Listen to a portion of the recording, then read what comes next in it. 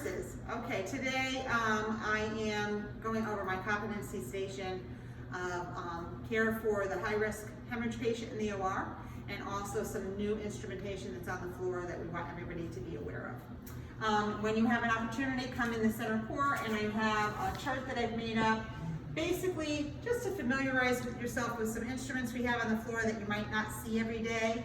But really there's three that I really want you to kind of be aware of.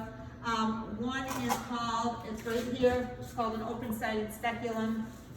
The open-sided speculum is different than a regular speculum. If you look, a regular speculum has hinges on both sides. The open-sided one, however, has one area that doesn't have a hinge. So if a patient has a cervical laceration or anything like that, doc is able to go in and he can slide other instruments or curettes in without removing the speculum. So I have these located currently on the hemorrhage cart, on the D&E cart, and then also we're starting to put one each in every D&C kit. They aren't there yet, but as we open the D&C kits, we will go ahead and enter those in. Okay, so just know where those are in case someone's asking for a side opening speculum. We also have over here, which is a needle driver. It is a curved handy needle driver. They will need this if they have a cervical laceration, or even if they're just trying to do a cerclage. It's a needle holder that has a curved tip, so it allows them to get in and kind of, make that curve around to put the suture in. Again, I keep these on the hemorrhage kit, the D&E cart, and in the OR metal cabinets over here. So these are kind of really readily accessible. You just have to kind of look and notice it's the curved edge there, okay? Another new instrument that we have battery run headlights for docs. These are located in the med room. It comes with a battery. The chargers are also in the med room, right next to the Pyxis. So if you are done with it, make sure that you take the battery out and charge it. Looks easier than it is, okay? Doc will need help with this. You're gonna go ahead and just pop it on their head, and there's a on-off button here that's going to give them some really good light. Our labor delivery rooms don't have great light, and it's hard for them to see sometimes, so this will give them good visualization. But they might actually ask for it while they're doing something in OR1 even, so just know where they are. Okay. Super. Now, sometimes, like I said, docs ask you for an instrument and you're going through packets and you just can't find what they're looking for. If you go out to the nurse's station, I made a little guide here. It's just basically an instrument set reference sheet. And all I did was I copied the instrument lists from each of our instrument sets. So if you were busy in the OR and doc is looking for, I don't know, maybe some long forceps and you can't find them anywhere, call out to the nurses at your station, say, guys, look in there, what set has long forceps, and they can kind of go through and say, oh, it's the cerclage set, let me go get that for you. If push comes to shove, you could just open an instrument set. We prefer you find an individual instrument, but all instruments that we need are on this floor. So if you're really in a pinch, that will work. Okay, again, this is out at the nurse's station. Okay. Oh, one more instrument. New instrument we got. These are called right angle retractors. Again, for a cervical or a sidewall retractor. Cervical lacerations, they're going to go in the vagina, and with their handles, doc has good visualization. Okay, so same places. Hemorrhage cart, D&C cart, and the main OR. The only thing with these, I broke them open for you because these, you will not see what they look like, okay? They're wrapped in blue. Sometimes they say right angle retractor. Sometimes they say never tailed retractors. So just kind of be aware that the only retractors on there, this is what they are, okay? And you can kind of feel the shape for them. I'll add a picture of them as well.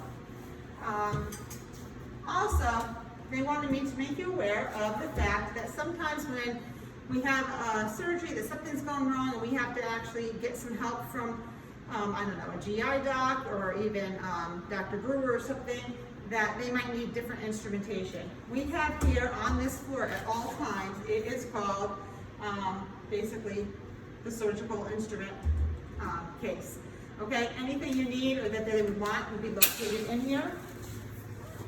There's a book bolter set. There's a picture of it there, and actually, if you're scrubbing, you're gonna have to ask the doc how to put it together because it's not something we use frequently. There's a major set, a minor set, and there's a Z-clamp set here, as well as some long instruments. And again, they're here at all times, so if those docs come up and they want something special before you call down to the OR and get nervous, you probably have them. And this is always against the wall, right over near the our little back room. Okay? All right. So come on with me, because then we're going to go somewhere else.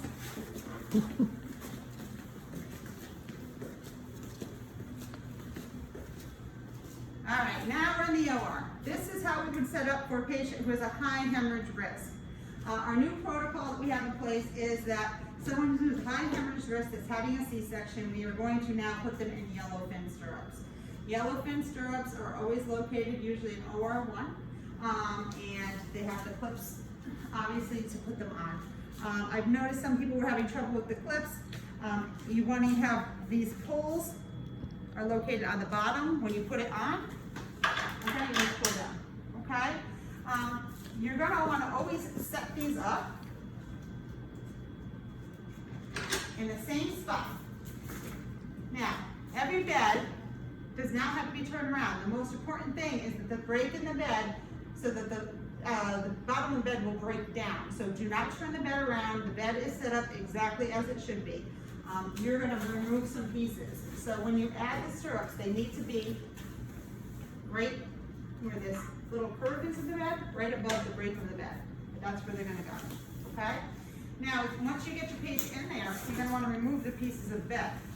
This just pulls out. You're just going to want to go put it aside somewhere. Okay?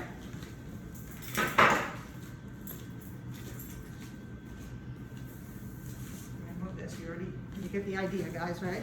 You need two stirrups. You want one leg dangling. Okay? And then you're going to take off this whole tray. Just take it off, put it aside. Now people say, man, do you have to take that off? Well, no, you don't, because if you lower the foot of the bed, it's just going to fall. Okay? So you don't want all that noise. So look professional. Take it away and make it look like you know what you're doing. Okay? Okay. So then they are going to lower the bottom of the bed. They need anesthesia.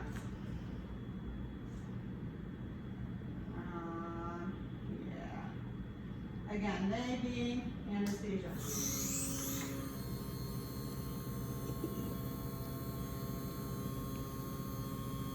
Perfect. Now, when you're setting your patient up to be in stirrups, you kind of want their bottom. This is going to go all the way down. You want their bottom to be right here, so that way it's easily accessible. Okay. The feet are going to be in stirrups, and there's going to be two things that you're going to need as a nurse to have pulled out, as to be the circulator. I have sterile leggings and under the buttock straps. Okay, guys. So these are located. We're going to turn around right in the middle cabinet. Right here,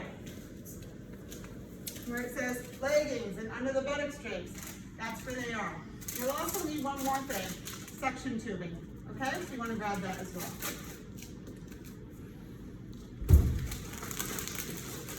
So you're going to drop that on your field for your scrubs to take care of, because Doc is actually going to be putting the under the buttock straps there, because they're all draped in sterile draping, okay? So what they're going to do, we're going to tuck it under your patient.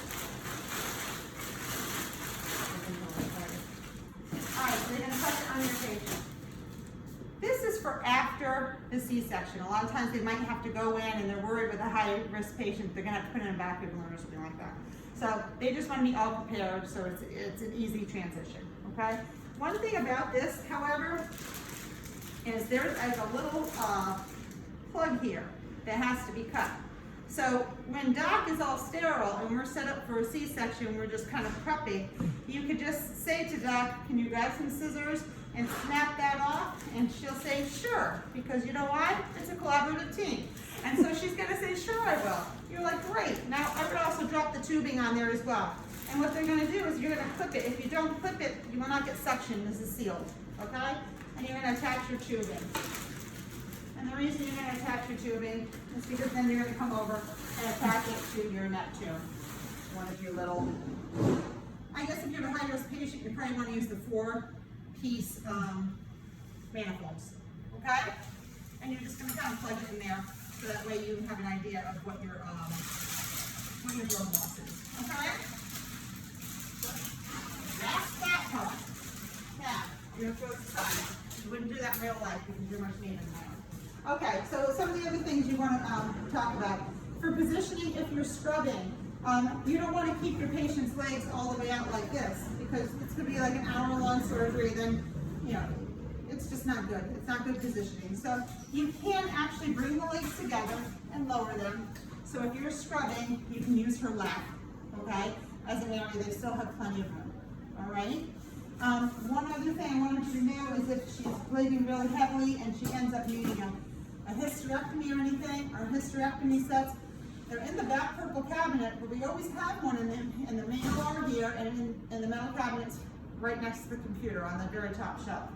If you find that you're having a C-section and things are going bad and you're clamping, a friendly reminder to your doc, we have a new instrument on the floor that they sometimes forget that we have here, is your ligature. So you can look like a hero and you can say, geez, looks like you need some help there, doc, would you like a ligature? And they're gonna say, we have a ligature? And you're like, yeah. He's like, absolutely. So you're gonna go ahead and you're gonna drop it on the field.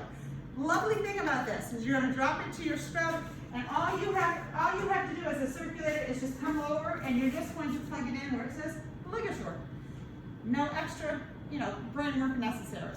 However, I do want you to charge for this. Very expensive. Make sure you do that. Okay? I think that's pretty much it, guys. Anyway, I hope this was helpful. And once you watch your video, let me know, and I'm happy to sign you off. Have a great day, and thank you for watching.